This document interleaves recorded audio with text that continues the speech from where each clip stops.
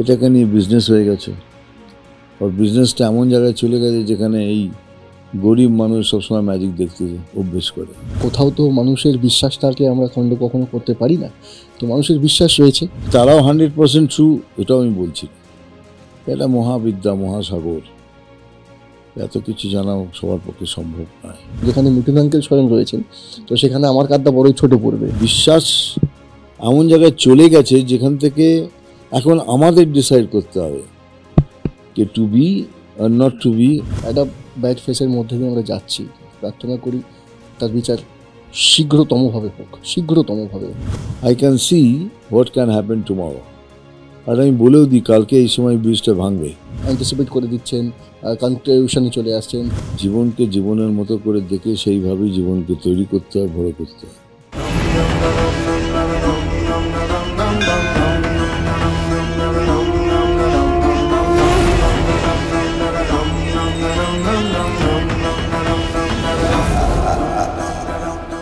অদ্ভুত একটা সময়ের মধ্যে দিয়ে আমরা যাচ্ছি, শহর জুড়ে প্রতিবাদের ঝড়, কিন্তু শহর তো থেমে থাকে না, সে তার মতন এগিয়ে চলে।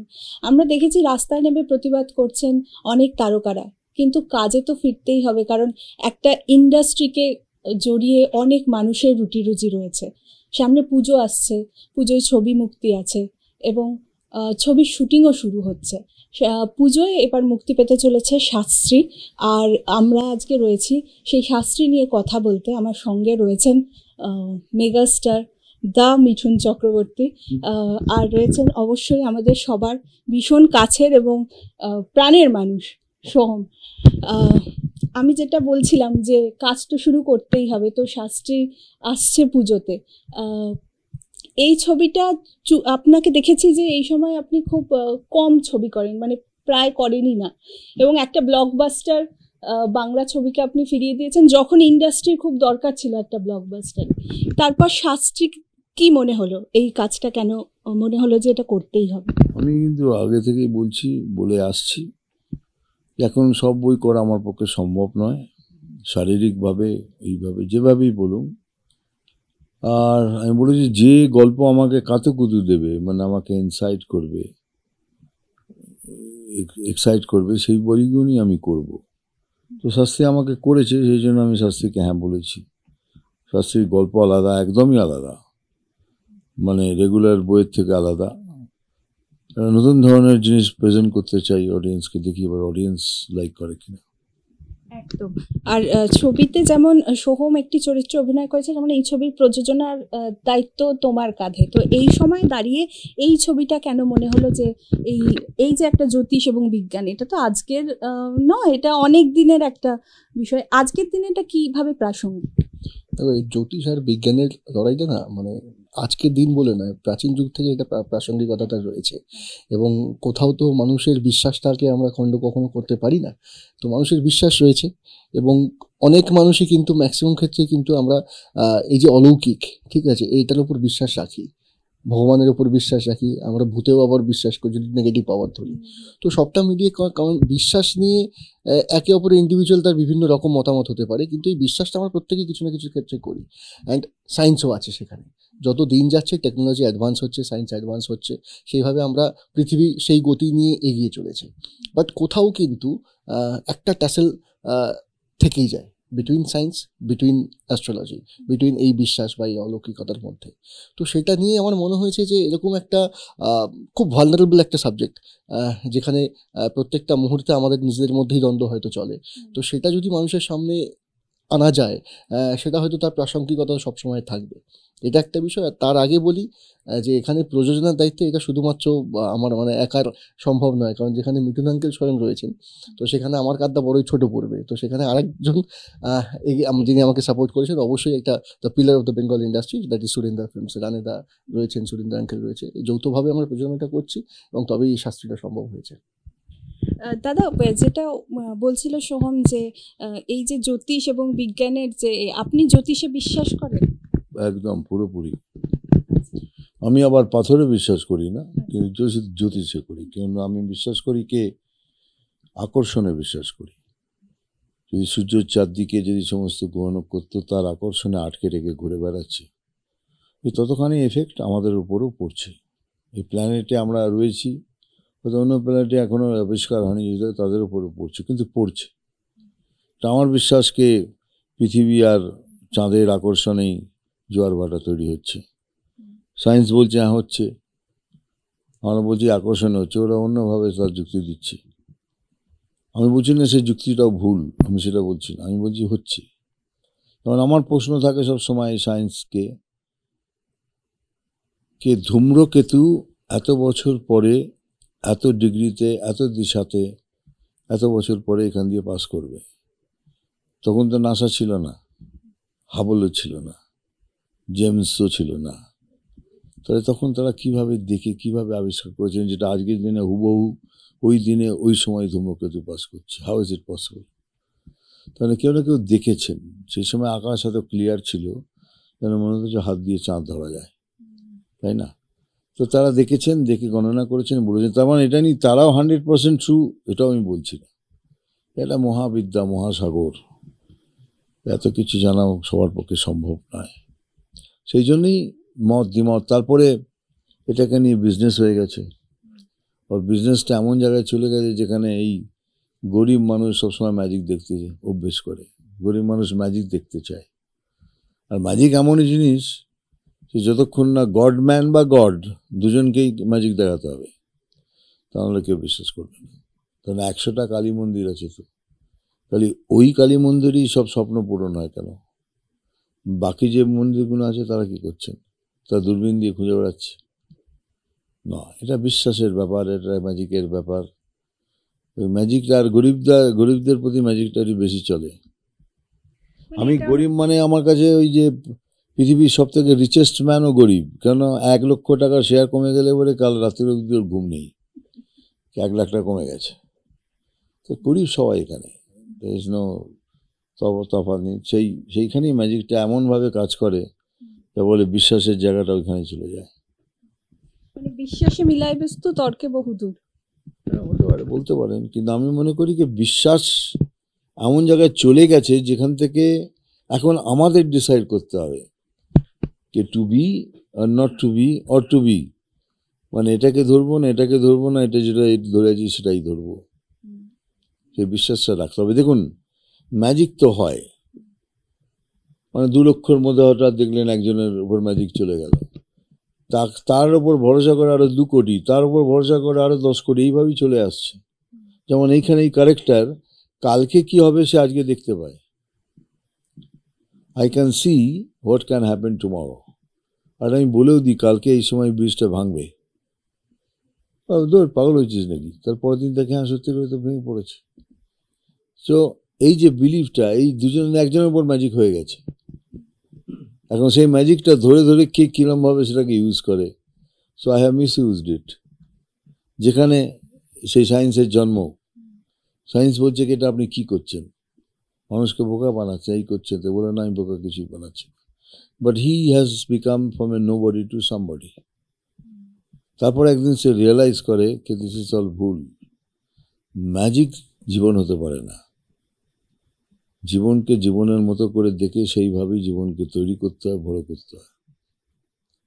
তো গল্পটা খুব সুন্দর, family film, but has everything to play with. শেষ পর্যন্ত আসলেও বুঝতে পেরে যায় যে দিস ইজ অল হোক্সের মতোই জীবনটা। ম্যাজিক ওর কাছে আছে, কিন্তু ওই ম্যাজিকের বস্তুটা যেই চলে গেল, ওর সব বিশ্বাস হারিয়ে গেল। দাদা এত কিছু বলে দিলেন যে আমি এখান থেকে ঠিক কোন পয়েন্টটা নিয়ে ওর কাছে যাব আমি কনফিউজড হয়ে গেলাম। সব বলে দিয়েছে। হ্যাঁ সেটাই। তুমি কি জ্যোতিষে বিশ্বাস করো? এক্স্যাক্টলি, মানে সেই অর্থে পাথরে, আঙ্কেল যেটা বললেন একদম পাথরে খুব একটা আমি বিশ্বাস করি না, কিন্তু জ্যোতিষীদেরকে তো বিশ্বাস করি। এবং সেখানে না ওটাও একটা ম্যাজিক, মানে 1000 জনের মধ্যে একজন সঠিক মানুষকে পাওয়া, যে সত্যিই হয়তো তোমাকে প্রপারলি গাইড করতে পারে রিগার্ডিং দ্য ফিউচার, সেই মানুষটা পাওয়া খুব মুশকিল। বাট আমি মনে করি যে হয়তো একজনকে পেয়েছি, তার গাইডেন্স অনুযায়ী চলি এবং দেখি যে যদি ম্যাজিকই বলি তো সত্যি ম্যাজিক ইজ হ্যাপনিং। ঠিক আছে, যেভাবে বলছেন, উনি বলছেন পাথর পড়তে, তাই আমি পড়ছি। বাট আমার যে ব্যক্তিগত কোনো বিশ্বাস আছে পাথরের প্রতি সেটা নয়। বাট অবশ্যই সেই মানুষটার প্রতি বিশ্বাস আছে, যে আমার জীবনে যে বিষয়গুলো নিয়ে আমাদের প্রশ্ন থাকে, সেই প্রশ্নের একটা স্যাটিসফ্যাক্টরি উত্তর তো পাই।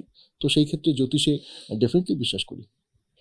আচ্ছা, মিঠুন চক্রবর্তী যখন সেটে থাকেন তখন দেখো অন স্ক্রিন ওনার অভিনয় করার ক্ষমতা থেকে তুমি অনেক কিছু শিখবে শুটের টাইমে, কিন্তু অফ স্ক্রিন মানুষটা কেমন? অফ স্ক্রিন মানুষটা কেমন মানে যেটাই বলবো না, ধরে নাও যে মিঠুন দা এখন এখানে নেই, এটা না না, আমি মানে সামনে পেছনে বলে নয়, অ্যাকচুয়ালি যে মানুষটার সঙ্গে আমরা এখন বসে রয়েছি বারবার ওই নস্টালজিক হয়ে পড়ি। সেটা হচ্ছে, যবে থেকে আমি সিনেমাতে এসেছি আমার তখন মাত্র 3 বছর বয়স ছিল, ঠিক আছে, এবং তারপর থেকে যেটুকু যেটুকু জ্ঞান হয়েছে যে একজন হিরো, ঠিক আছে, যে আমাকে তার গান দিয়ে, তার নাচ দিয়ে, তার অ্যাক্টিং দিয়ে, মানে কোথাও সে একটা কোনো একটা ম্যাজিক, আবার সেই ম্যাজিকই একটা কাজ করছে। তো তবে থেকে এই মানুষটার প্রতি আমি অ্যাট্রাক্টেড, এবং যে নিয়ে সবাই এখানে আমাকে ছোটোবেলায় আমাকে খ্যাপাতো, যেহেতু মানে খুব প্যাম্পার করতেন সবাই, অনেক সিনিয়র অ্যাক্টাররা অনেকেই খ্যাপাতো, এই তো তোর একে দেখলাম, মিঠুন আঙ্কেলকে দেখলাম, মানে মিঠুন বলতো কেউ এখানে করছে, ফাঁড়ির মোড়ে দাঁড়িয়ে রয়েছে, রিক্সা চালাচ্ছে, আর আমি দেখে যেতাম, ঠিক আছে, এবং কারণ এই মানুষটার প্রতি আর কোনো কিছু শুনবো না আমি, ঠিক আছে। তো সুতরাং সেই মানুষটার সঙ্গে যখন ছোটোবেলায় একটা কাজ করা, সেই সৌভাগ্য হওয়া, এবং তার পেছনে একটা অদ্ভুতভাবে আছে আঙ্কেল, আমি বলছি ব্যাক স্টোরিটা, কারণ ক্ল্যাশ করেছিল ওই সিনেমাটা আমার পরীক্ষার সঙ্গে, বাট আমি আঙ্কেলের এতটাই ফ্যান, এতটাই ভক্ত ছিলাম, এবং যখন উনি সেটা জানতে পারেন উনি পুরো তার শিডিউলটা ক্যান্সেল করেন, এবং সেই শিডিউলটা ছিল কিন্তু কলকাতায় নয়, উটিতে। এবং তারপর যখন হয়ে গেল আমার পরীক্ষা, তারপর উনি আমাদেরকে ফ্লাই করে নিয়ে গেলেন, আমি বাবা মা সবাই ওখানে গিয়ে পৌঁছালাম। তো সেই সময় থেকে ওনার সঙ্গে এই বন্ধনটা রয়েছে, এবং সবটাই দেখেছি, এখনও যখন দেখি তার সঙ্গে কথা বলা, যে ওই জায়গাতে স্কাই ইজ দ্য লিমিট, সেখানে উনি থেকে এতটা হাম্বল, এতটা ডাউন টু আর্থ, এটাই হয়তো মেগাস্টারের একজন মানে সঠিক মানুষ, সঠিক একজন অভিনেতার একজন নিদর্শন, যে যে গাছে যত ফল সে গাছ ততটাই ঝুঁকে থাকে। তো এটা সবসময় আমি তার থেকে মানে ইন্সপায়ার্ড হই। দাদা, সোহম তো একটা লম্বা পিরিয়ডের কথা বললো, আপনি ওকে কতটা পরিবর্তন হতে দেখবেন? আমার সাথেও কাজ করেছে, ছোটোবেলাতেই কাজ করছে, ইয়াঙ্গার ভার্সন করেছে ভাগ্যদেবতাতে। ওর বাবা আমার খুব কাছের বন্ধু। সোহমকে দেখেছি, এইটুকুই দেখলাম কি একটা ছোট্ট ছেলে হিরো হয়ে গেল, and is a good actor also. নিজেকে একটা জায়গা বানিয়ে নিয়েছে, সোহমকে লোকে চেনে, মানে is a name to reckon with. এটা কি কম বড় ব্যাপার? আজকের এই এত কম্পিটিশনের যুগে তার নিজের একটা জায়গা করে নেয়, ভেরি ক্রেডিটেবল। আমার মনে হয় মানুষকে বড় হতে গেলে যেসব জিনিসের দরকার ওর মধ্যে আছে। Sometimes he fluctuates, but otherwise I find him a very, very nice boy, very humble boy, very understanding boy. বুঝতে পারি, as a producer also I have seen him going to the ultimate, যেটা আমার খুব ভালো করে আমাকে ইমপ্রেসও করেছে। দেখা যাক এবার বইটা যদি ভালো চলে তাহলে আবার আগে গিয়ে কাজ করবো আমরা। আমি একটা আপনার কথা থেকে একটা জিনিস জানতে চাইছি, সেটা হচ্ছে আপনি বললেন যে সোহম মাঝে মাঝে ফ্লাকচুয়েট করে। হোয়াট ইজ দ্য ফ্লাকচুয়েশন, মানে এই ফ্লাকচুয়েশনটা কি? আপনি যেটা ভাবছেন সেটা নয়, বা যারা এতক্ষণ যারা শুনছে সেটা নয়। ফ্লাকচুয়েশন ইন প্রোডাকশন সাইড আমি কথা বলছি, to make a film with. ও কিন্তু হাসছে, শুধু আমি নয়। সবাই তাই ভাববে, আমি জানি ভাবুক, কিন্তু it is not about any other fluctuation, it's professional fluctuation. So এটা ইমপ্রুভমেন্ট করতে হবে। নিশ্চয়ই আঙ্কেল যখন বলছে সেটা তো উনি অবজার্ভ করেই হয়তো বলছেন, অবশ্যই এটা একটা শেখার বিষয়, নিশ্চয়ই শিখবো 100%। মানে সেটা আমি অফ দ্য ক্যামেরা ওনাকে জিজ্ঞেস করতাম কোথায় মনে হয়েছে, আই ইমপ্রুভ ইট। পুজোয় যারা হলে যাবে তাদের উদ্দেশ্যে কি বলবেন? এখন সময় এসছে, দেখুন বইটা, দেখে ডিসাইড করুন আপনারা কি চান, আপনার বাচ্চাদের কি চান, what kind of magic you are looking for. দেখুন, আলটিমেটলি ডেস্টিনিতে আমি বিলিভ করি, সে যে যাই বলুক আমাকে, destiny is the last word in your life. It is destined, everything is destined, there is no coincidence, there is no accident, সব কিছু ডেস্টিনি, আর অ্যাকর্ডিং টু ডেস্টিনি সব কিছু হচ্ছে। আপনি এখানে বসে ইন্টারভিউ নিচ্ছেন, এটা ডেস্টিন, এই সময় এটা হবে, তো সে তার আগে কিছু হবে না। কিন্তু এই ম্যাজিক দেখার ব্যাপারটার মধ্যে নিজেকে ডিসাইড করতে হবে যে আমরা কোন ম্যাজিকটা দেখতে চাই, এইটা না জীবনে লাইফকে আগে নিয়ে যাওয়ার যে ম্যাজিকটা, সেটা নিজের সংগ্রাম, সেটাকে দেখতে হবে, বুঝতে হবে। থ্যাংক ইউ সো মাচ দাদা। সোহম, তুমি কি বলবে? একদম তাই, কারণ দেখো খুব প্রত্যেকেই আমরা যে ছবিটা তৈরি করি সেটা একটা স্বপ্ন আমাদের কাছে, যে এবং তখন সেই স্বপ্নটা সার্থক হয় যখন অডিয়েন্সরা গিয়ে সিনেমা হলে গিয়ে সিনেমাটা উপভোগ করেন। তো সর্বোচ্চ যখনই কোনো ছবি হয়, এটা আমাদের নতুন করে কিছু নয়, প্রত্যেকজন অডিয়েন্সের কাছে আমাদের এটা অনুরোধ, আবেদন যে আপনারা প্লিজ আসুন। মানে আগে থেকেই কোথাও কোথাও অনেকে বেশি অ্যান্টিসিপেট করে দিচ্ছেন, কনক্লুশনে চলে আসছেন যে না এই ছবিটা বাজে, এই ছবিটা ভালো। এটা নয়, আপনারা হলে যান, সিনেমা হলে গিয়ে ছবিগুলোকে দেখুন, সেখানে দেখে আপনাদের মতামতটা জানান। তাতে যদি বাজে বলেন, অবশ্যই আমরা মাথা পেতে নেব এবং সেখানে আমাদের ভুলটা আমরা শুধরে নেবো আগামী ছবির ক্ষেত্রে। কিন্তু আগে থেকে যাওয়ার আগেই বিভিন্ন প্ল্যাটফর্মের মধ্যে দিয়ে কোনো ছবির ক্ষেত্রে কুৎসা ছড়ানো আমার মনে হয় না সেটা সঠিক। একটা ব্যাড ফেসের মধ্যে দিয়ে আমরা যাচ্ছি, প্রার্থনা করি তার বিচার শীঘ্রতমভাবে হোক। এটার কোনো রকম ভিন্ন মত নেই, ঠিক আছে? কিন্তু যখন পুজোর সময়, পুজোর দিন আসছে, প্রত্যেকেই তো নানান রকমভাবে ব্যস্ত থাকবেন। তো আমাদের সেটা অনুরোধ যে সেই ব্যস্ততার মধ্যে একটু সময় বার করুন সিনেমাটা দেখার জন্য। তারপর আপনারা যেটা বলবেন সেটা আপনাদের বিচার্য, সেটা আমরাও শিরোধার্য। এতটা সময় দেওয়ার জন্য দাদা এবং সোহম দুজনকেই অনেক অনেক ধন্যবাদ। ক্যামেরায় নবীন দাসের সঙ্গে সৌমিতা মুখোপাধ্যায়, জি24 ঘন্টা, কলকাতা। বাংলার আওয়াজ, বাঙালির আবেগ, জি24 ঘন্টা।